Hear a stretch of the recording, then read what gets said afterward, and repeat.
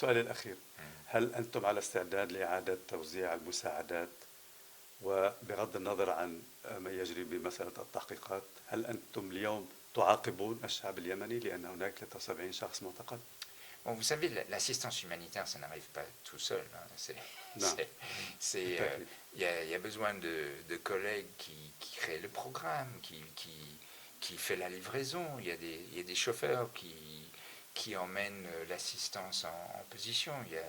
Il y a du personnel qui fait des rencontres avec les autorités, avec les ONG locaux. Donc c'est pas comme si c'est quelque chose qui c'est pas comme l'internet. Voilà. On a besoin d'un personnel pour mettre en œuvre ceci. Pour que nous avons ce personnel pour mettre en œuvre des Nations Unies, pour mettre en œuvre cette assistance, on a besoin des conditions de sécurité. C'est à cause de ça que les deux choses sont reliées.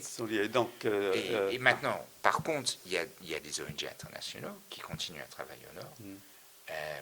Et je fais un plaidoyer pour la communauté internationale de les soutenir. باختصار شديد إعادة المساعدات الإنسانية مرتبطة بالإفراج عن الأشخاص 73. Non, peut-être je me suis mal exprimé, pour mieux comprendre. Moi, je suis responsable pour l'assistance humanitaire, coordonner l'assistance humanitaire, que ce soit à travers les ONG ou que ce soit à travers les agences onisiennes. Donc, nous regardons qui peut agir actuellement dans les conditions. Parce qu'évidemment, moi je ne veux pas voir un enfant du Yémen mourir. Donc, vu que actuellement, aujourd'hui, nous n'avons pas les conditions pour les agences unisiennes de travailler à Sanaa, à notre grand regret, il y a quand même d'autres acteurs qui